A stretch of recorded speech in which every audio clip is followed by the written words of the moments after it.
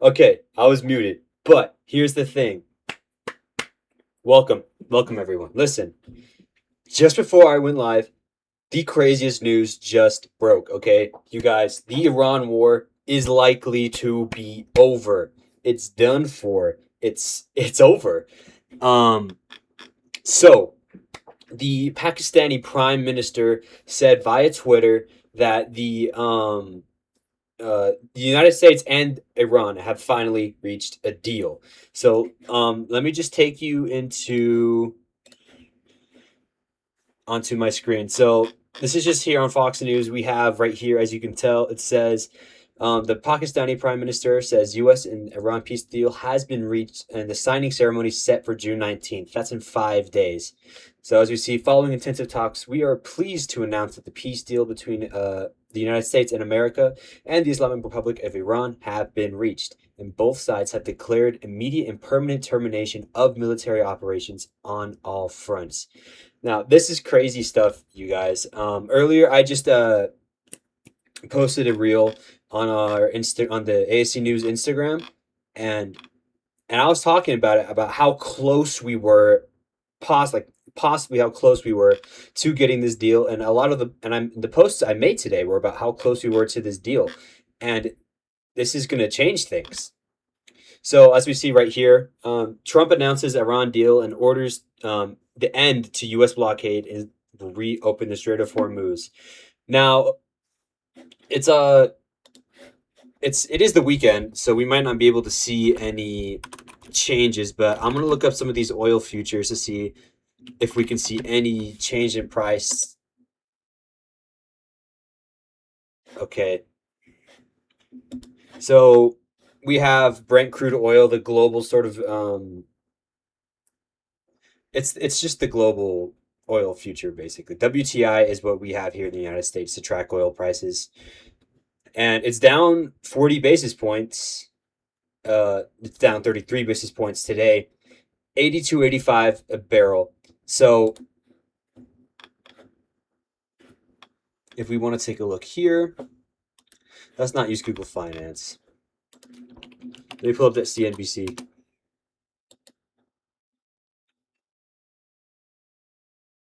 Okay, so this one says 87.33.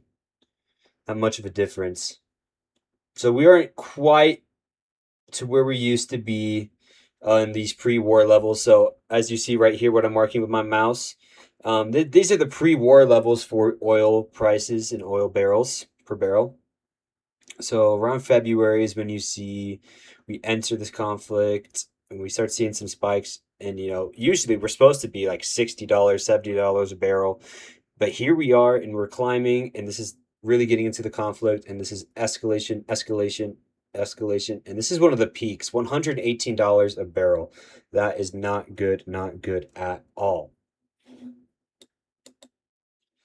And then now we are here, which, as we can tell from right, if we zoom in closer, this is one of the better lows that we have had um, during these wartime prices. We can see our last low, and this. Oh, look, we just got a breaking little thing here. Stock futures jump in the U.S. after.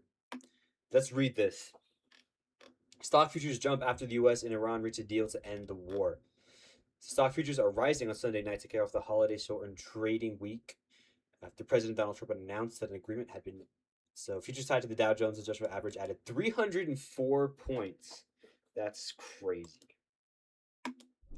So I mean, there you have it, guys.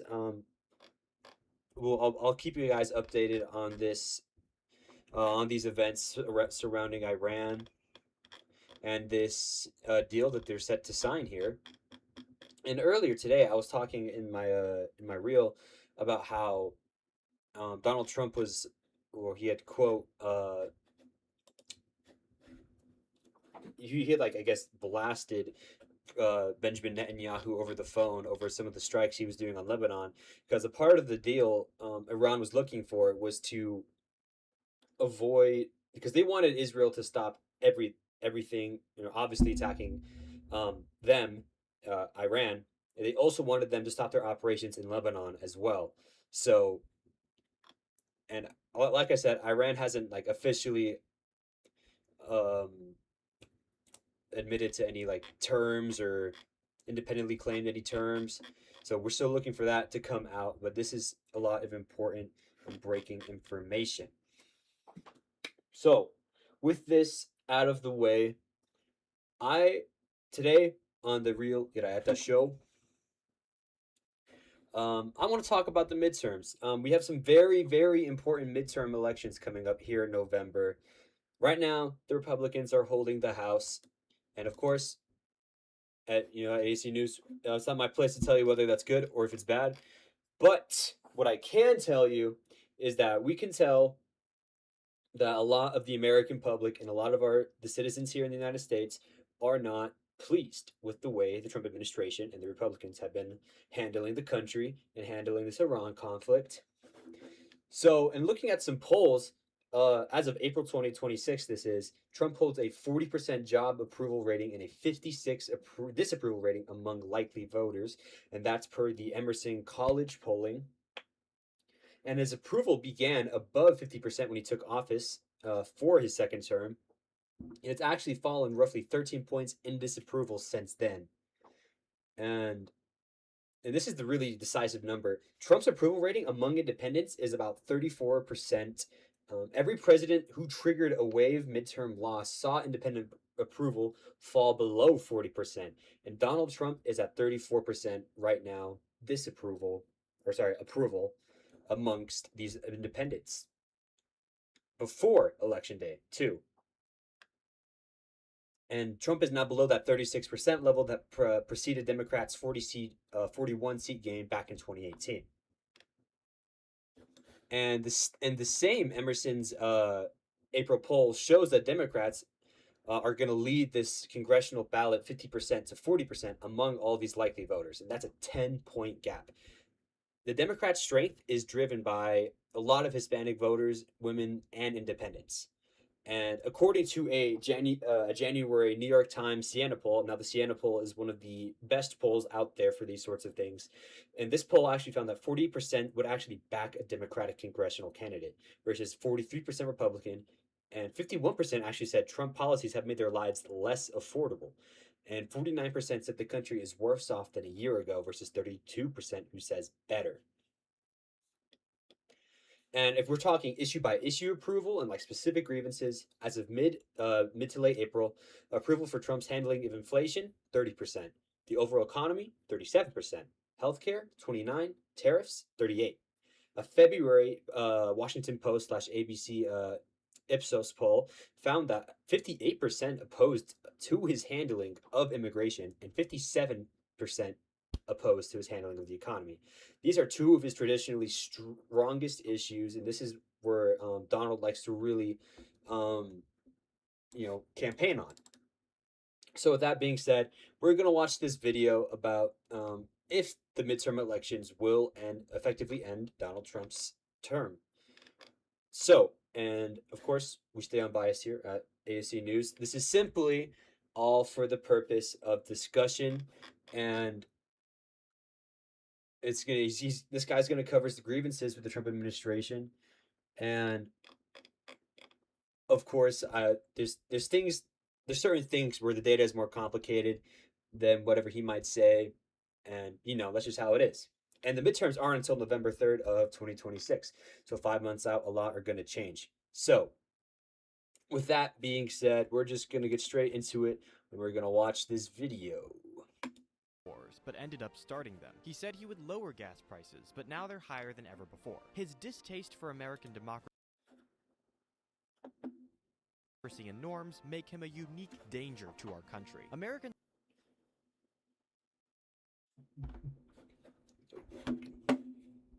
have responded to his disastrous presidency by giving him the lowest approval numbers since There we go. January 2021. If you could say something to President Trump, he was going to hear you right now. All right, let me try and fix this. We were doing fine a second ago.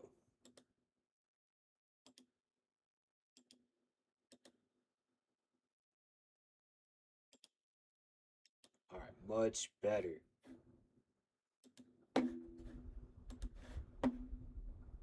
Oh, and we just jumped like 20 minutes into the video. Wow.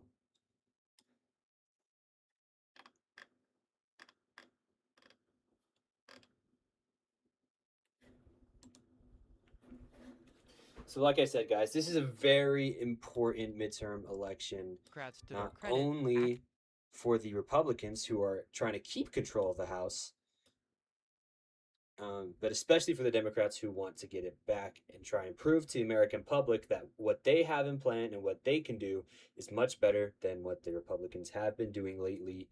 So, and this guy's going to go through sort of the more leftist argument here, and we're going to see what he has to say, and then we're just going to watch the Donald Trump video. is the worst president we've had in a century. He said he'd end wars, but ended up starting them. He said he would lower gas prices, but now they're higher than ever before. His distaste for American democracy and norms make him a unique danger to our country. Americans have responded to his disastrous presidency by giving him the lowest approval numbers since January 20.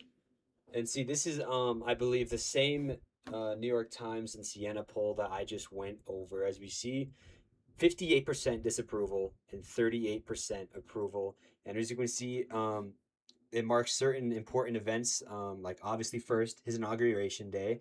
As we see, his approval is about 40, I'd probably say like 40, 43, 44, 45 would probably be right here. And then obviously there's 50%, so around 43 to 44% approval. And then, oh no, sorry, I'm looking at the wrong thing.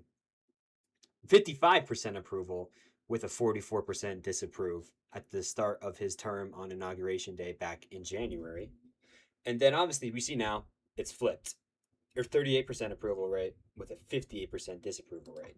2021. If you could say something to President Trump and he was going to hear you right now, what would it be? You are a worthless pile of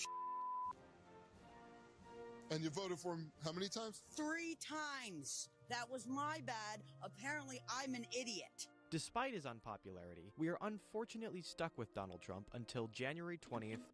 And this is something I also find very interesting because a lot of these very staunch Trump reporters have now been Trump supporters have been coming out just to kind of like saying that they feel scammed or they feel like they got the rug pulled out from under them.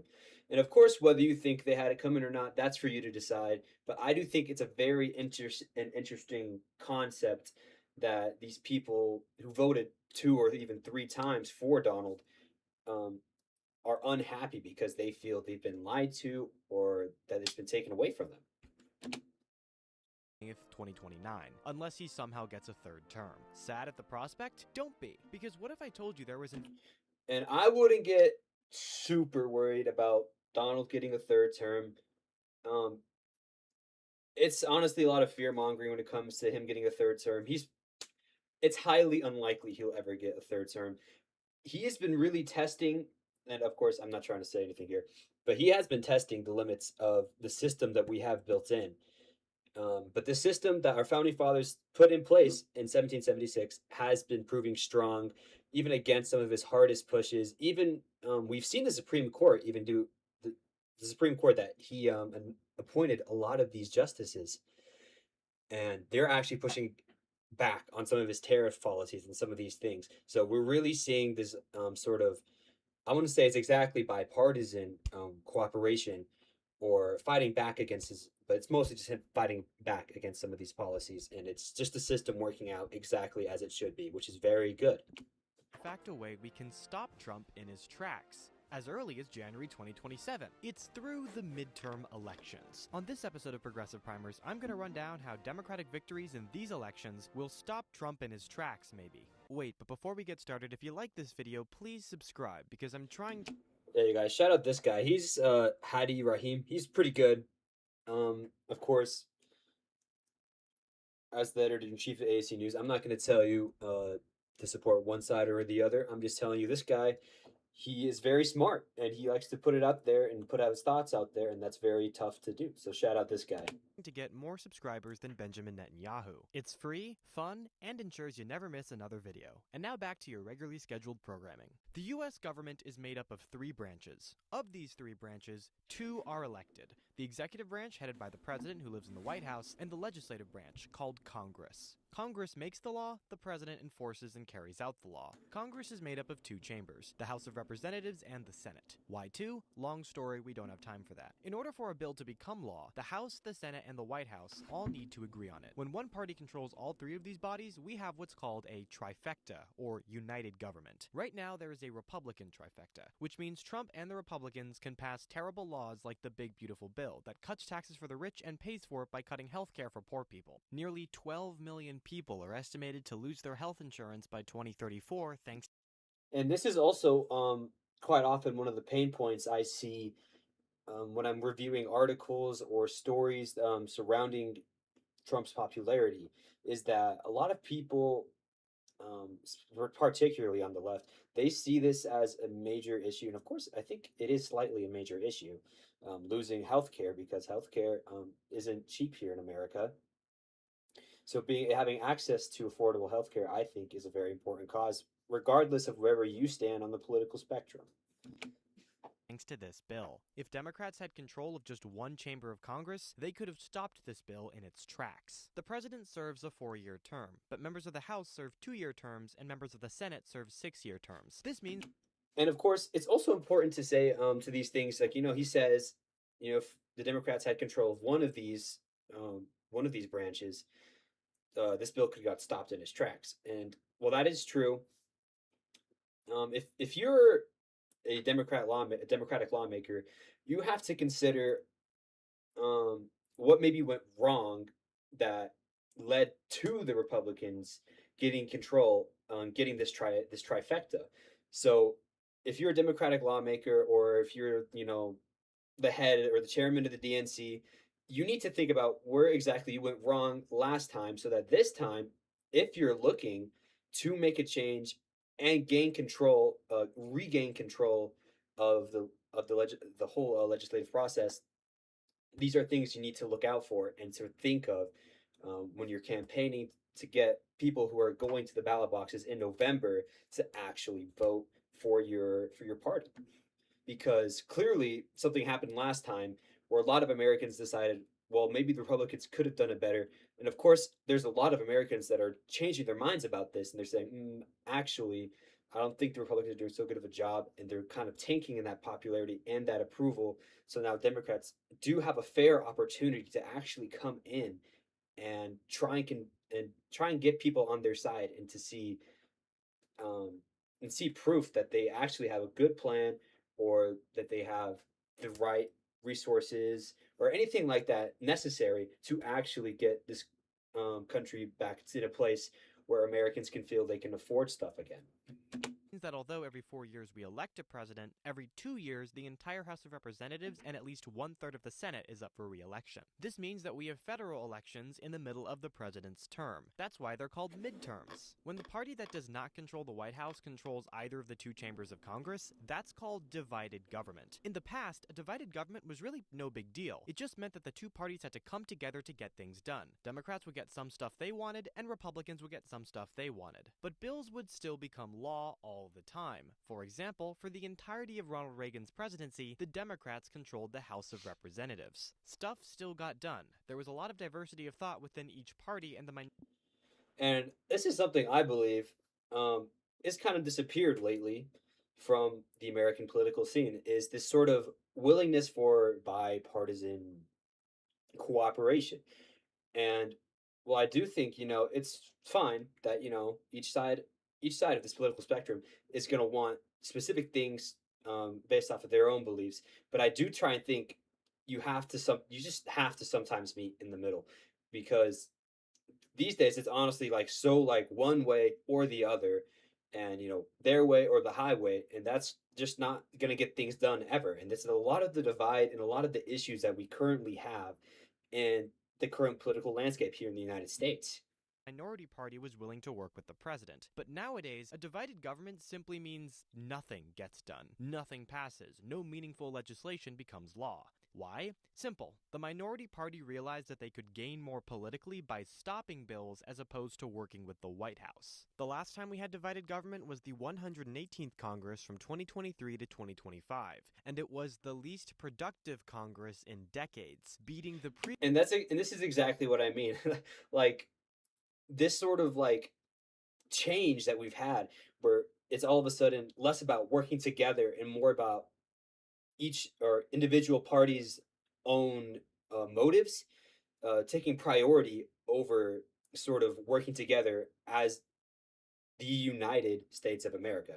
Do you guys see what I'm saying here? previous record set by the 112th Congress during the Obama years. I made a whole video on why this system can sometimes be annoying, because people tend to blame things on the president when it's more so the fault of Congress, which is sometimes not even controlled by his own party. But for our purposes today, the midterms are a good thing. They're an opportunity for us to stop Trump in his tracks, although unfortunately, that means we have to vote for Democrats. I know, I'm not happy about it either. If Democrats can take back either the House or the Senate, they can block any new piece of bad legislation Trump might propose. But is victory even possible? Let's see.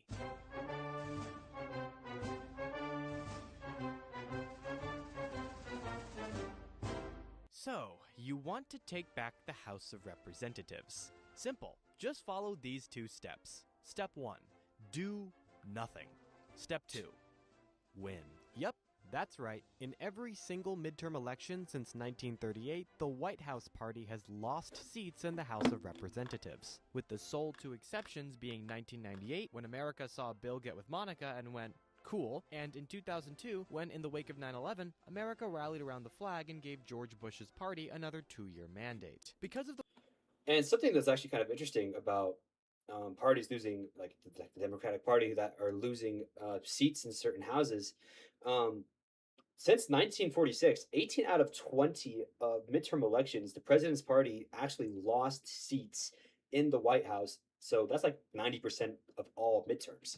The way our government is set up, most presidents fail at a lot of what they set out to do. Their approval ratings start out somewhat positive until they inevitably make their first big mistake, in which they get an onslaught of negative media coverage and their approval rating dips. This is honestly pretty disheartening to think about. No matter who we elect, the American people will always end up hating them. Gone are the days of FDR, Eisenhower, and JFK, when the vast majority of Americans from both parties loved and admired and approved of their presidents. We are in a polarized nation now, where half the country will never give the other side any credit whatsoever when it's in power. Oh well. Joe Biden's tipping point was the withdrawal from Afghanistan, which in my opinion is actually one of the best things he did, but we don't have time to get into that. The point is, he got a lot of flack for it. And then we had inflation, and bada bing bada boom, his approval.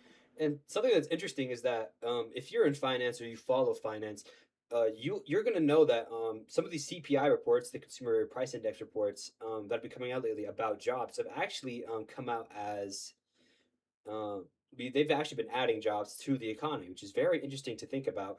But the market's actually reacted negatively because since these job reports came out, that we're adding more jobs to the economy. This is going to give the Federal Reserve less reason to actually lower interest rates, and that's not good for Donald Trump either, since he wants to have rates cut. Except there's all sorts of data like these Consumer Price Index job reports that are coming out where we're adding jobs, which is just going to give the Federal Reserve less reason to cut rates, and also the poor housing and this poor housing stability that we have in these market these days that are also giving the Federal Reserve even less reason to cut rates. So it's just a very tricky situation for Donald in that area as well. Rating never recovered. Trump was never really that popular even at the beginning of his term, and the chaos that has ensued since January 20th, 2025 has only brought his numbers down. As a result, voters are likely to punish the Republicans at the ballot box this November. Thus, a Dem win. Easy peasy, right? Well, let's see what he has to say first. Yeah, there's obviously gerrymandering, and gerrymandering is a whole situation in itself. And this is actually a very interesting point to bring up, is that polling usually underestimates Republican support, especially in multiple recent elections. And generic ballot advantages that Democrats they don't always translate 1-to-1 for seat gains, especially given gerrymandering. Okay, so members of the House represent congressional districts, one member per district. Each district represents around 750,000 people. Now, the Constitution gives the states near total control over how their members are elected, and thus how these districts are drawn. Almost immediately, states began rigging the system. State legislatures that are controlled by one party draw maps that give their party unfair advantages in a practice known as gerrymandering. Why is it called that? Well, because it's named after one of the first guys to do it. My home state of North Carolina is very familiar with this concept. Even though our state is basically 50-50, with half the people voting for Democrats and half the And this is also another pain point that Republicans and you could say well, mostly Republicans are experiencing, and that is kind of hurting their popularity. You see in states like Alabama or a lot of these southern deep red states where they're trying to gerrymander certain districts in a way where the left feels like it's there's like racial motivation behind the gerrymandering, and that is just gonna hurt popularity always because it's obvious racism is bad. It's very bad, and if the American public is feeling like they're being they're being discriminated against, this is gonna it's just gonna straight up hurt your popularity, and especially with Donald Trump, right? Only having a 38% approval rating, and you can honestly attribute that entire approval rating mostly to just those that core MAGA party where you see that 30% of these Donald Trump supporters are his supporters, and you see this in Alabama, and it's going to maybe turn off some people to this idea of the current Republican Party. So gerrymandering is just not going to help at all, and it's only going to cause other blue states to gerrymander in their own districts, like we've seen in California. And a while ago on Fox News, I saw something very interesting where one of their hosts was actually talking about how they needed to stop gerrymandering. Like the GOP needs to stop gerrymandering because all it was going to do is just give the Democrats a reason to also gerrymander in their districts in blue states, which is not really what you want either, because that just makes your party less powerful in that already in that state where you're already not that powerful. So in general, gerrymandering is just a horrible concept. It's a horrible process, especially in this it's our situation currently. half the people voting for Republicans. Because the Republicans control the legislature, they drew a map that gave them 10 Republican districts and only 4 Democratic ones. If that map was drawn fairly, Democrats and Republicans would both have 7 seats, and they actually did for a brief time. But then Republicans retook control of the North Carolina State Supreme Court in 2022, and then that Supreme Court let the Republicans in the legislature rig the map again, so here we are. Anyways, even though both parties And I'm going to pause here for a second because I just saw a comment that said report on Oliver Tree. You guys, this is some really sad news. I remember back in 2023, Life Goes On, that song, and all of his, he had a lot of great songs back in 2023. And unfortunately, he passed away earlier today in a helicopter collision out in Brazil, came out like very recently, only a few hours ago. So that was just, it was honestly really random. I wasn't really doing much at the time. And when I saw the report came out, I was like, "What? There's no way!" But it was true. He died in the helicopter crash. So it's just so incredibly unfortunate. So it's sad. So rest in peace, Oliver Tree. He carried my freshman year of high school. Um. Anyways, yeah, that it's so unfortunate, and of course, Oliver Tree was not the only casualty in this helicopter crash. Since it was a helicopter collision, 2 helicopters crashed into each other, and according to CNN Brazil, both there were no survivors at all, and there were about 6 casualties. So of course, prayers out to everyone who died in this terrible incident, and Oliver Tree as well. And yeah, that's all. That's the situation with Oliver Tree. So yeah, rest in peace to him and all the people that lost their lives in this tragic accident.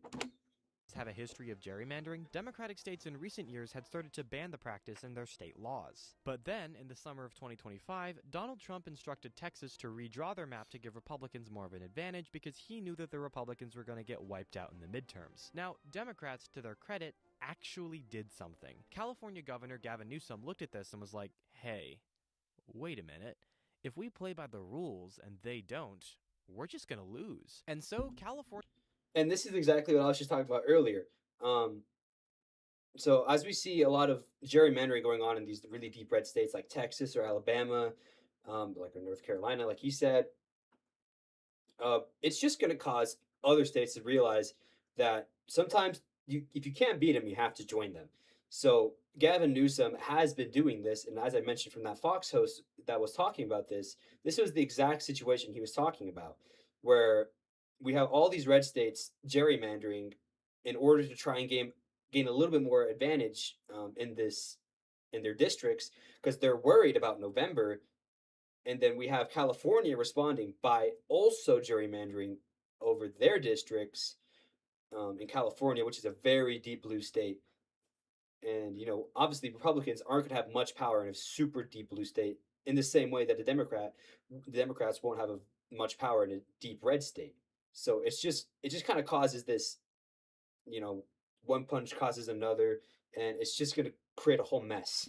California introduced a ballot referendum to amend the California Constitution to bring back gerrymandering, but only so we can cancel out Republican gerrymandering and it'll be rebanned in 2030. By the way, banning gerrymandering usually just means the state requires a bipartisan committee to draw the maps as fairly as possible. This referendum would suspend that commission for 4 years. California voters approved the measure. The new map could add up to 3 to 5 Democratic districts, which in my opinion is pretty lame. If you're going to brazenly, openly gerrymander, just go all the way. Like, now that the Supreme Court has weakened the Voting Rights Act, California is legally allowed to draw a 52-0 map. But they don't want to do that because they don't want to get rid of majority-minority districts. But you can now. Texas isn't following the Voting Rights Act. You're already cheating. What's the point of fighting a gerrymandering war if you're not in it to win it? If they do it and you don't, you lose. Anyways, Virginia did the same thing, but their Supreme Court struck down the referendum on procedural grounds. The Republicans have responded to this by just gerrymandering a bunch more states they had control over. Anyways, as you can see, the current battle for the House is less so of a battle between the platform of the leaders of both political parties who actually serve in the House, and more of just a battle between Democratic and Republican states to see who can rig the most maps. This kind of makes the whole election pointless, because the will of the people is not being followed, which is pretty depressing, but again, in the modern political era, the whole point of the non-White House party taking back the House is just so they can say no. They know they'll never get their agenda passed. It's just to block any partisan legislation, so party platforms don't actually matter. The election is just a referendum on the president. That being said, it does say something about our democracy. Like, imagine if Republicans actually win the gerrymandering war and they hold their House majority but lose the popular vote by a lot. That would be quite bad, and it's happened a bunch of times before. Most recently in 2012, when Democrats got 1 million more votes than Republicans in House elections, but Republicans still won because of gerrymandering. Okay, so the House sucks. It's all rigged. But hey, at least the Senate isn't rigged. Senators represent their whole state.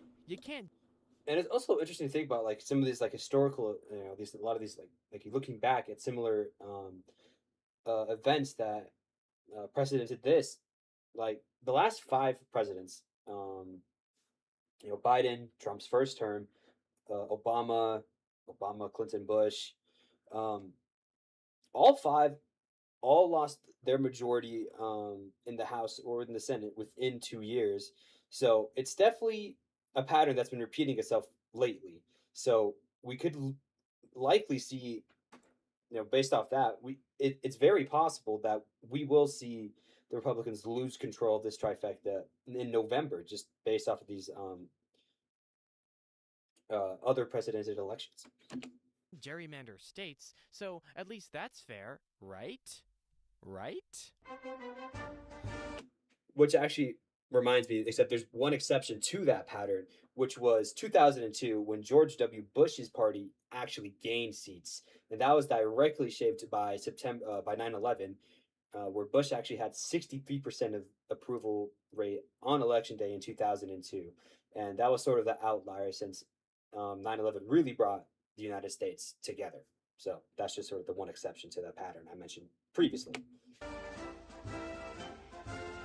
The US Senate is an embarrassing abomination that's degrading our democracy and is somehow worse than the Electoral College. And no, it's not just because of the filibuster. That's a can of worms we can open in another video. Getting rid of the filibuster won't redeem the Senate. The institution is rotten to its very core. It promised each state equal representation in its body. This apportionment formula was created to appease the small states at the Constitutional Convention. However, in the modern day, it makes no sense and is an atrocity. California, a state with almost as many people as Canada, gets the same representation as Wyoming, a state with less people than 29 US cities. Half the population lives in just 9 states, which means in the Senate, half the population gets 18% of the seats, while the other half, a more conservative, more rural half, gets 82% of the seats. This is not democracy. This isn't treating the small states fairly. This is a nation being held hostage by its small states. If your state has less people, you have more power. Because Democrats tend to live in big cities and big states, their party is generally screwed in Senate elections.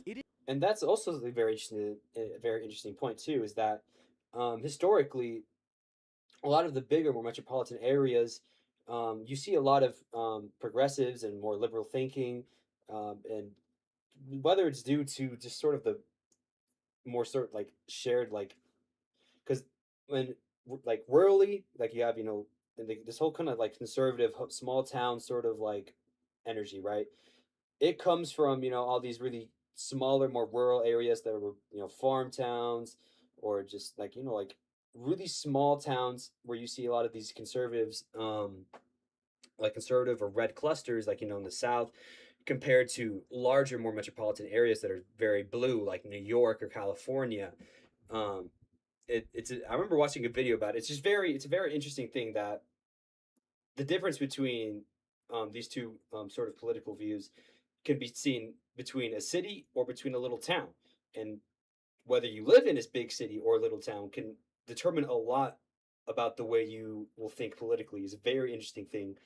I remember seeing a video about it once. It's just very interesting, in It my is opinion. extremely hard for Democrats to win enough states to win control of the chamber, and it gets harder every year. This is why the chamber just needs to be abolished. I think a constitutional amendment is in order. These are almost impossible to get ratified because they require the consent of 3/4 of the states. But hey, it's happened 27 times before, so let's just imagine a future where we get Senate abolition ratified. And the Senate math for these Democrats is also really interesting because flipping 4 seats against the map that's tilted towards Republicans is very hard. It's a very high bar to achieve. What? It wouldn't go through? Why? Oh my god, you're kidding me. There's a special clause in Article 5 that denies any amendment that deprives a state of its equal suffrage in the Senate from being ratified without the consent of every state? Seriously, this is the only part of the Constitution that cannot be amended the normal way. You need consent from every state, which means you will never get consent. We are stuck with the Senate forever, and our best bet is to just pass an amendment making it a ceremonial body with no powers. In the meantime, I guess we're gonna have to play this. This is also a very interesting take that I don't think I've actually ever heard before. Trying to abolish the Senate. It's interesting for sure. Of course, I'm not going to agree or disagree with it. However, it's a very interesting take. I don't think I've actually ever heard of this one. Game of winning states and not people. Okay, so let's look at the Democrats' path to victory. They currently have 47 seats in the Senate, while Republicans have 53. Here are the states that have Senate elections this year. Once again, that 4 seat difference seems small. It's incredibly. It's bigger than you think it is. Like it's very hard to flip, especially in this map that is so tilted towards Republicans. Let's see which states Democrats can win. Not gonna happen, not gonna happen, not gonna happen, not gonna happen, definitely not gonna happen, not gonna happen, not gonna happen, not gonna happen, not gonna happen, not gonna happen, not gonna happen, not gonna happen, not gonna happen, definitely not gonna happen, definitely not gonna happen, definitely not gonna happen, definitely not gonna happen. Okay, they're definitely gonna win that, they're definitely gonna win that, definitely gonna win that, definitely gonna win that, definitely gonna win that, definitely gonna win that, definitely gonna win that, definitely gonna win that, definitely gonna win that, probably gonna win that, definitely gonna win that. Okay, so here are the states that are actually competitive, aka here are the Senate races that actually matter. Let's go in order from easiest to win to hardest. And you guys, these races are really close. like as of April 2026, Republicans held a 217 to 212 margin in the House, with one independent and 5 seats vacant. Democrats need a net gain of roughly 5 seats to actually flip the House. So that's even crazier. And even though like things like the Cook's political report, their April analysis, it did show Democrats leading in 213 races and Republicans only leading 205 with 17 toss ups, but 14 of those toss ups are currently held by Republicans. And as I mentioned earlier, oftentimes these pollings underestimate Republican capability. And we also have to consider how, um, I mean, like, and this is a very interesting because Donald Trump is sort of a catalyst or an anomaly in a lot of these things because he like the way he kind of moves politically or sort of in these polling ways is that he moves kind of unexpectedly. Like if you think back to 2016, nobody thought he was going to win, but he won, and no one thought he could do it again, but he did. And oftentimes these polls do underestimate the Republicans and their capabilities. So you have to also consider that a lot too. So while a lot of these polls are saying the Democrats have a very, very good chance of actually keeping this in check and winning a lot of these races. Polling has shown historically that they do often underestimate the Republicans. Republican Senator Thom Tillis announced that he won't be running for re-election. In American politics, there's something called the incumbency advantage. Essentially, the person who is currently holding office and is seeking re-election has an inherent advantage in any race. With Tillis not running, the Republicans lost their advantage. Additionally, our former Democratic governor, Roy Cooper, is the Democratic nominee for Senate. Cooper was relatively popular as governor, and since he's considered a moderate Democrat, he is most likely to win his race against Republican Michael Whatley. As a North Carolinian, I'm pretty indifferent. Obviously, I'm voting for Cooper, but if you do any research, it's pretty clear he stands for nothing. It took him forever to put a policy page on his website, and the policies he has now are pretty vague, way too stale, and clearly came out of focus group testing and triangulation. Remember, guys, especially if you're a politician, you guys need a good website. Okay, you can't just like not if you can't be running as a political candidate wherever anywhere and not have your policies up and clearly readable because that is the entire point of running. And I happen to know people who make very good websites, so As opposed to a real passion for policy. Oh well, North Carolina Democrats are all pretty mediocre. Point is, he'll probably win, and that takes Democrats from 47 to 48. Moving on. and Maine's also kind of interesting because I've seen a lot of conservative and right-leaning sources really attacking the Democratic candidate for, I believe, Senator Graham Plattner. There's been all sorts of controversies surrounding Graham Plattner, whether you believe some of it's true or if it's right, if it's wrong. That's always up for you to decide. However, it's a very interesting thing to think about, considering how much the right has been attacking him or the controversies surrounding him. Yet he still took the candidate. He still took the candidacy for the Democrats in Maine. Moderate Republican Susan Collins is running for re-election against presumptive nominee Graham Plattner. Plattner is a 41-year-old oyster farmer and Marine Corps veteran who served in Iraq and Afghanistan. Now, on paper, Plattner's positions are incredibly based. He supports Medicare for All, which would not only give everyone access to healthcare, but also make healthcare free at the point of service, like in Canada. That way, being poor doesn't disincentivize people from seeking out healthcare, and nobody dies because they can't afford a doctor. Plattner also wants to bring back federal support for building housing. He supports strengthening unions, taxing billionaires, trans rights, and, most notably, he rejects AIPAC money and calls Israel's conduct in Gaza a genocide. He doesn't say it on his website, but I'm pretty confident he would oppose sending more aid to Israel unless they seriously changed their conduct. Now, usually a candidate like Plattner would have no chance. Maine is a swing state. Progressive Democrats don't really have a chance in swing states, we're told, and that's why Maine's Democratic governor, Janet Mills, ran. But, in a surprising turn of events, Plattner held a double-digit lead over Mills in the polls. He was literally polling better against Collins than Mills. This broke with Democratic conventional wisdom that the more moderate candidate was more electable. The reason for Plattner's unique advantage is not exactly clear. Is it his folksy nature? Is it his policies? Is it his relative youth? It's probably a mix of all of those. Because of his crazy strong advantage, Mills suspended her campaign. Well, actually, the official reason was not having enough cash. I'd be remiss if I didn't mention Plattner's controversies. The most obvious one is that he had a Nazi tattoo. Not a swastika, but a Totenkopf. Plattner says he got the tattoo in Croatia while drinking with his Marine buddies and kept it for 20 years. He said he was never These are some of the controversies that I was talking about, that even despite some of these controversies, whether they're whatever your opinion might be on that, he still takes the candidacy and somehow is polling better than his Republican I won't say rival, but the whoever he's running against, he's polling better, and Republicans are already unpopular enough, and he has clearly taken a bit of backlash. So despite all this, he's still killing it, essentially.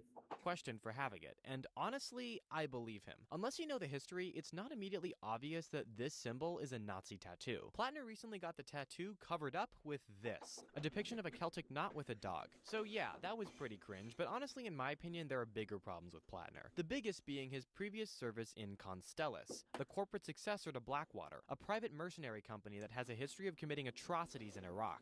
Plattner also constantly talks about why he's anti-war because he was sent to war in Iraq and Afghanistan by politicians, but like, he joined the military after the Iraq war had already started. He joined the military after protesting the Iraq war. It's kind of disingenuous if you ask me. When asked about why he did this, he said, "I thought I could do some good, and I wanted to play soldier. I might have read too much Hemingway." On the one hand, I don't really buy this. It seems like after-the-fact sanitation. But on the other hand, I could actually believe that the guy who didn't know that this was a Nazi tattoo would also think he could do some good by serving in a war he opposed. Okay, update. So in the middle of me editing this video, Plattner had a bunch more scandals come out. Reporting from the Wall Street Journal highlighted his infidelity by revealing he shared explicit texts with several women while married, and the biggest bombshell came from the New York Times, which reported that although some of Plattner's It really does just get crazier and crazier. I mean, that even despite these are pretty serious claims, he's still polling better than the Republican candidate in Maine, which says a lot, because if you have all of this controversy and you're still somehow doing better than your other candidate who might not have those same controversies, might say a bit about what Americans are feeling towards the Republican Party.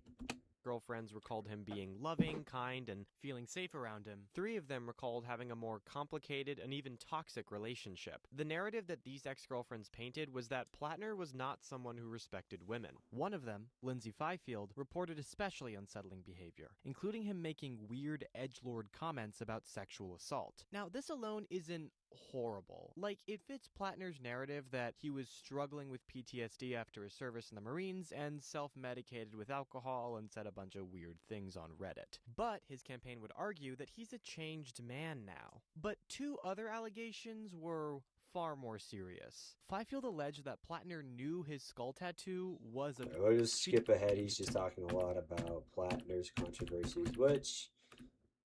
But the Sherrod Brown, who used to be the Democratic senator from Ohio for years but lost his seat in 20... survivable. But the primary is today, so we shall see. So yeah, I'm very skeptical of Plattner. And let's see, this video was posted 5 days ago, and the primary result came out last Tuesday, and obviously Plattner won the candidacy for the Democrats in Maine. He is very charismatic and folksy, but he has a messy personal history, and I have serious reservations about his character. Regardless, if he does win, that brings the Democrats to 49 seats.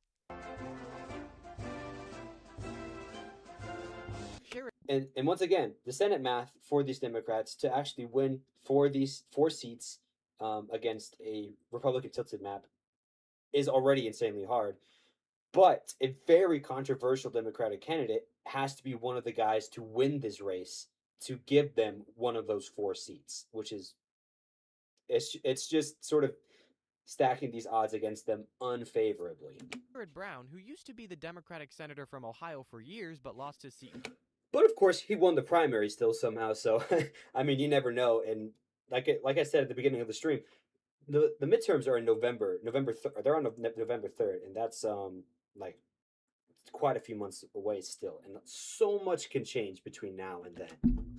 2024 to a Republican, is running for election against the guy who replaced J.D. Vance. The thinking is that Brown lost because 2024 was a Democratic backlash year. Because 2026 is a Republican backlash year, and because the guy he's running against was never actually elected by the people but instead appointed by the governor after J.D. Vance left the Senate to serve as vice president, wow, my scripts have crazy long run-on sentences, Brown could take his seat back. It's not a bad theory, and it could easily be proven true if Brown wins in November. However, if Brown loses, another theory could get confirmed. The theory that Ohio, which used to be a swing state, is now just a lean red state that has been getting more Republican with each passing cycle as more and more non-college educated white working class voters polarize towards the right. Thus, Brown's efforts are an exercise in futility. No matter how good or how moderate your Democratic candidate might be, there are just too many partisan Republicans in Ohio now who are permanently polarized against Democrats. I'm personally more of a subscriber to the second theory, but And once again, this brings us back to the sort of extreme polarization that we have seen play out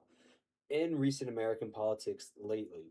It's gotten very crazy to see just how many, even I mean, obviously within the government, but especially within, like on our side, the civilian side, between voters and all sorts of stuff. A lot of people get really, really intense about their beliefs, especially on both sides.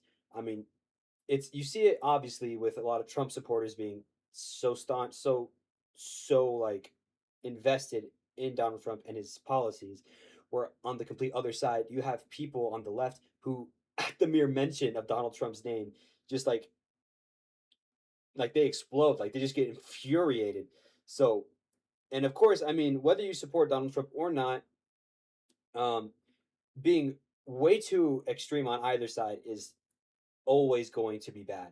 And if someone mentions Donald Trump's name and you just have to go off the rails and start glazing him, or on the other side, someone says Donald Trump's name and you just start yelling, getting all mad, getting getting all heated about it. Both sides of that are both really bad. You need to be able to I think Americans need to be able to just look at issues and think about them maturely and through a lens of sort of clarity, and not either, oh yes, he's the absolute best, or he's the absolute worst, he needs to die immediately. Like those are both terrible points of view to have. sure hope I'm wrong. Time will But let me say again, it is important that you look through everything with clarity and still firmly disagree or firmly agree on those certain points. But it is also always so important to really question certain things or certain policies or certain ways that you think you might feel about certain things as well, because that's just really how you make yourself or position yourself to be informed, or to have the best possible sort of, like, to really have the most educated and formal stance on something. tell. If Brown does win, that gives Democrats 50 seats. In the Senate, the vice president breaks ties, so a 50-50 Senate is still a Republican Senate. Democrats need one more victory to take back control. Alaska has historically almost always voted for Republicans in elections, but Alaska isn't actually that Republican. This is why in 2021, Democrat Mary Peltola won her election as Alaska's sole representative in the House, and she was re-elected in 2022. She lost re-election in 2024 and is now running for Senate. She'll likely be the Democratic nominee. The thinking with Alaska is pretty much the same as the thinking in Ohio. It's a Trump backlash year, and running a candidate who's already won a statewide election gives you a decent chance of winning the seat. If Peltola wins, that gets Democrats over the finishing line of 51 seats. Yay! But hold up, Democrats don't just need to win these 4 seats, they also need to defend all the seats they already have. And 2 seats are gonna have really close races. And that's also really important to remember as well. Not only in these races do you have to win seats that you didn't already have, you have to make sure you keep seats and keep certain places that you already had. So it's always incredibly tough in these sort of situations. Now, of course, I'm not saying one side should get it and one side should other. I'm just saying it's a very tough situation for these Democrats that are looking to regain control of we control the Senate or the House or whatever. But it's just going to be tough for them because not only do they have to win these seats, not only well to win these seats, they need to convince us, the American people, that the plans they have and the policies they have are what we're looking for and are the exact fix to all of our pain points.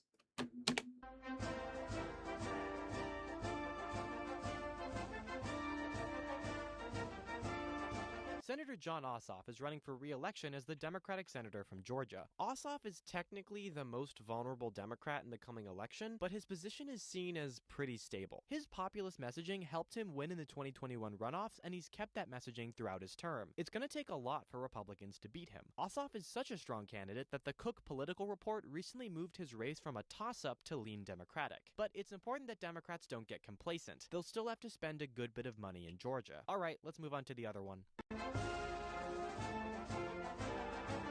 Democratic Senator Gary Peters is not running for re-election. Thus, we have an open primary. There are 3 viable Democrats running for the nomination: Dr. Abdul El-Sayed, State Senator Mallory McMorrow, and Congresswoman Haley Stevens. They're all basically tied in polling, although El-Sayed recently took a 4-point lead, but that... Shout out Real Clear Politics. They have good polls. They have good numbers.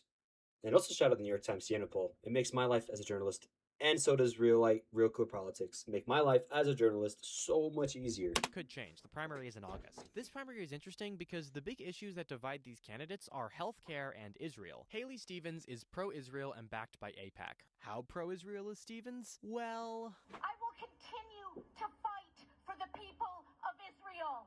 I will continue to fight for Israel's existence.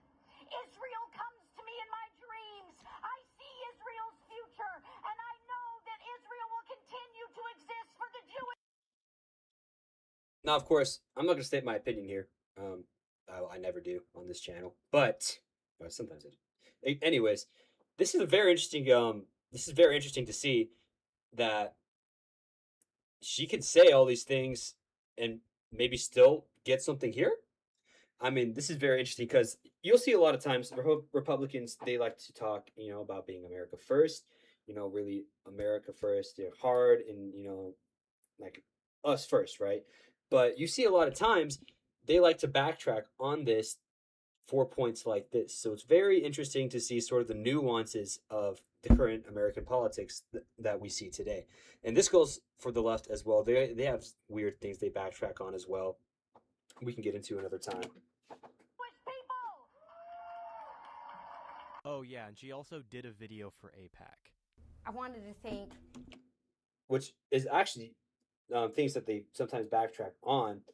A lot of people on the left can be very, very anti-Zionist or anti-Israel, but oftentimes still put a ton of support into AIPAC-backed candidates in their party.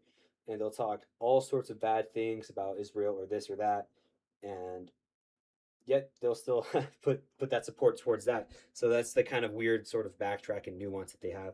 Now, of course, whether you think that's good or if that's wrong, of course, it's not my place to tell you. That's for you to decide. But it's just a thing that happens in politics. Oftentimes, you're going to see people and their backtrack on certain things that they said or they believe in or whatever, and that's just, I guess, that's just how American politics usually go. AIPAC and the pro-Israel community, our values spoke very loudly this evening. We faced attacks, we faced questions, we stayed firm, we stayed true to ourselves, we came together through joy, optimism, a fierce determination. And of course, regardless if you're anti-Zionist or if you think whatever, death is bad. So you should always be against death, and you should always try and support candidates that are looking to resolve certain issues peacefully or trying to, solve some of these weird, whether, Israel belongs or Palestine belongs to Israel or whatever, death and violence is never the correct answer, because all that's just going to do is cause even more problems. So, and of course, the world is obviously not like that. That's not how the world works. But when you go to the ballot box in November, it's very important to try and support candidates that do not support violence, because violence is bad regardless of who is doing the violence and who is getting attacked. And a steadfast view of what we believe in. Thank you from the bottom of my heart.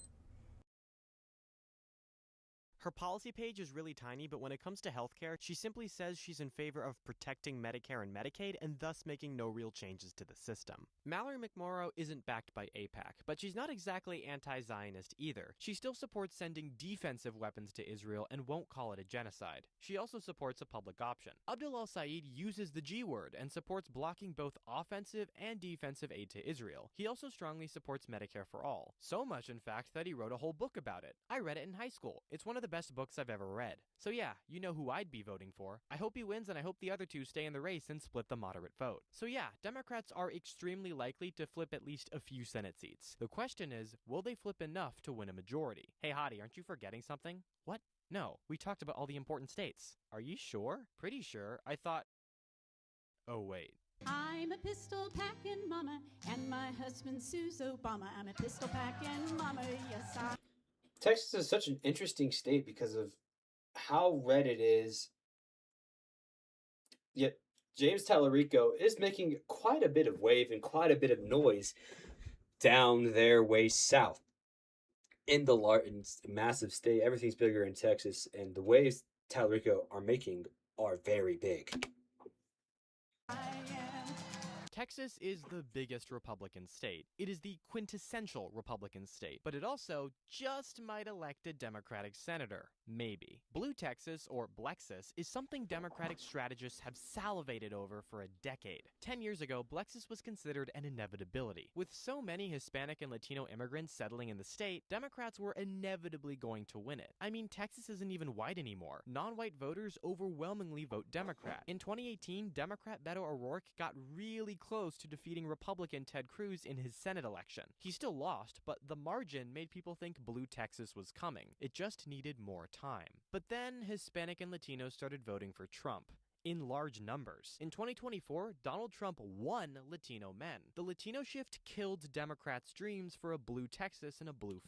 Which is also something very interesting to think about, because Kamala Harris did campaign very hard to try and capture a lot of these Latino voters, sort of campaigning on the issues of, Kamala took, made a lot of points that, Donald Trump might be a slightly racist, or making these racist policies, or making it clear that Donald Trump might not be making the right choices, or making choices that favor or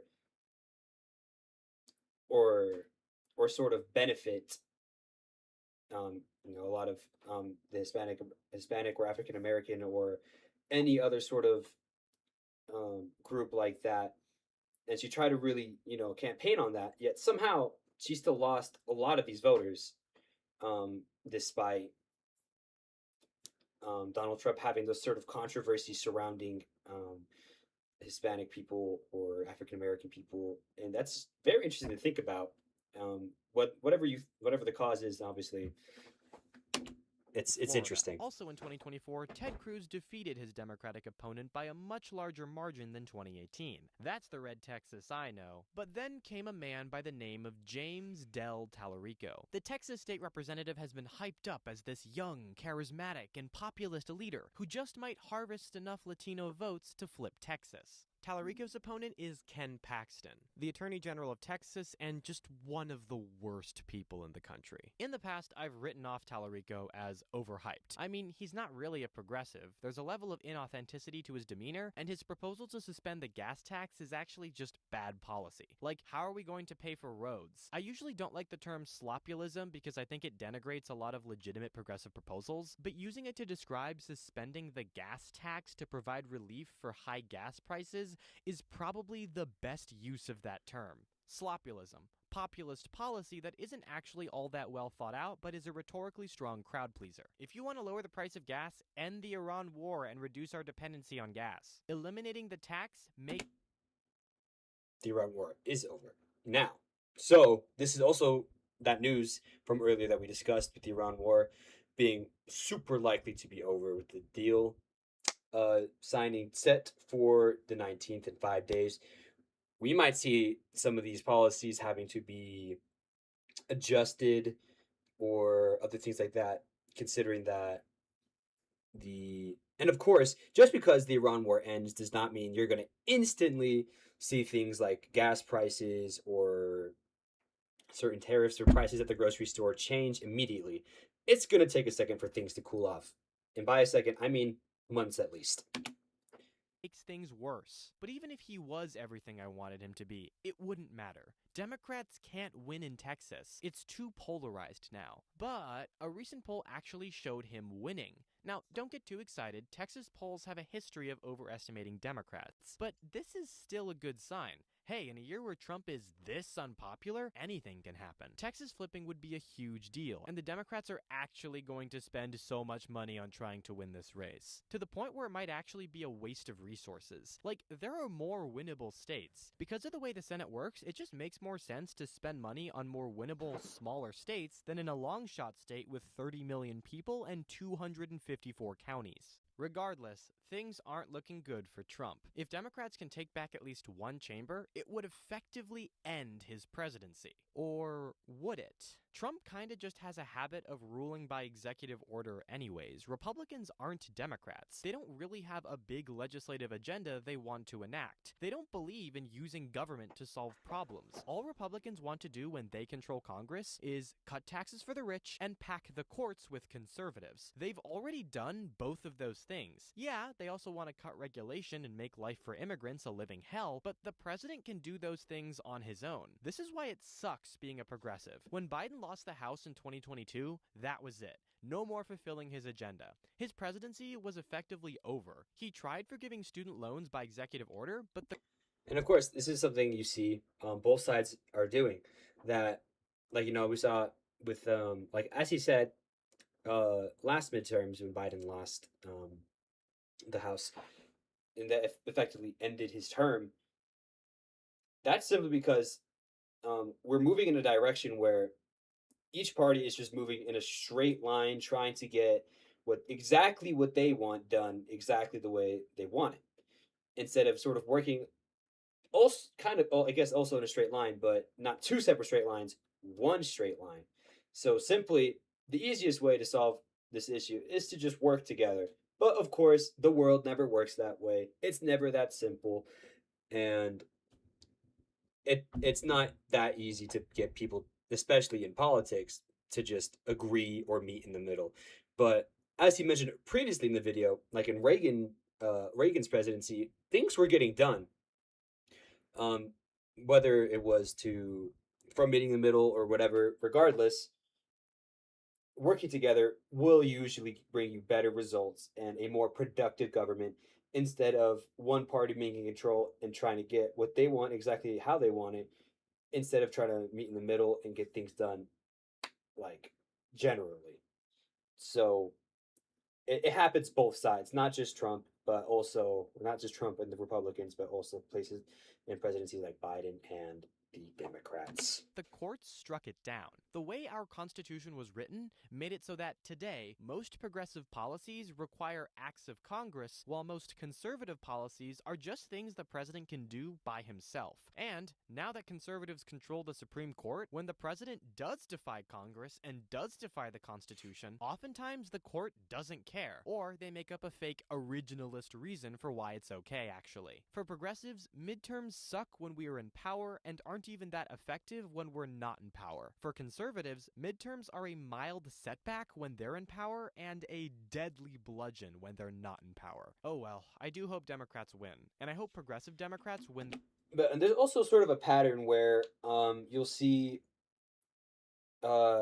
Republican presidents come in and make changes to the economy that aren't so good, and then oftentimes you'll see it's like a cycle, it's like a circle. So a Republican president comes in, makes economic changes, the people, the citizens of the United States don't like that, and then they elect a Democratic president, realize they don't like what they did either, and the cycle just kind of repeats.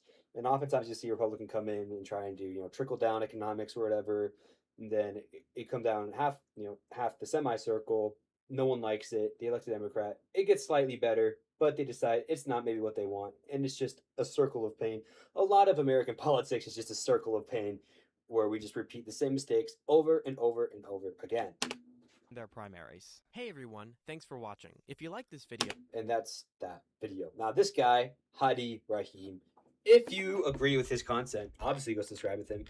But I personally like him, not for politics or things like that. But he's a smart guy. He does his research, and yeah, he's just a good thinker. And it's very important to be your own thinker. And usually when I watch these videos, I'll try and play some devil's advocate, and say, well, that's true, but there's also this. But I mean, sometimes there's just not a lot of things to say on that, and that's just really the facts. The editorial policy from the American streaming channel and AAC News clearly states that while we do take heavy unbiased stances and we just try and present the facts, sometimes the facts aren't all too attractive to your beliefs, unfortunately.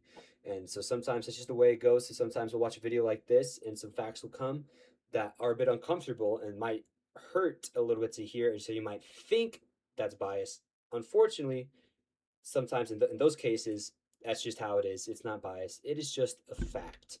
Like how it's not bias to say that the fact is Republicans are scared and Democrats do have a good chance to do some damage in the midterms.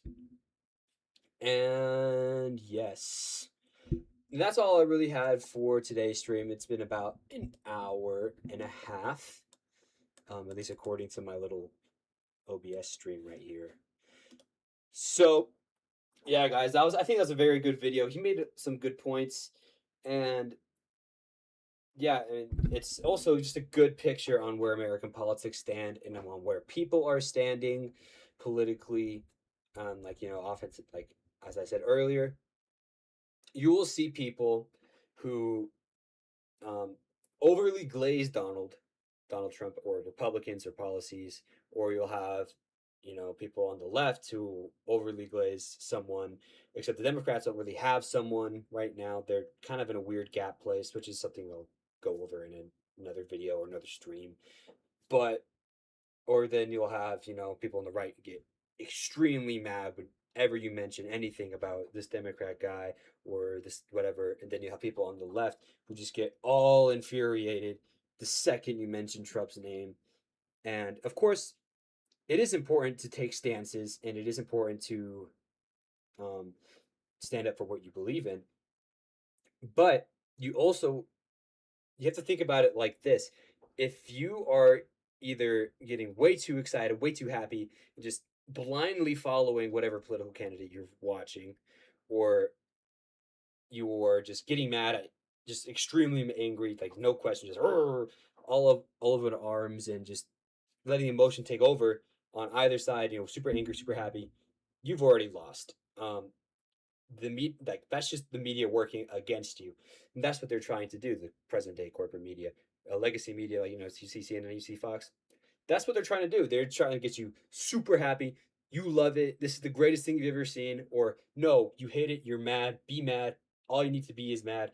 Don't worry about anything else that's happening. Just be angry. Now, of course, take stances. Disagree where it actually matters.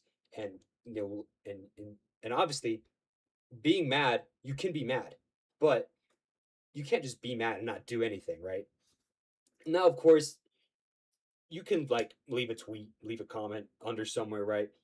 Express your displeasure, but the only place you can really actually get your voice heard is at the ballot box.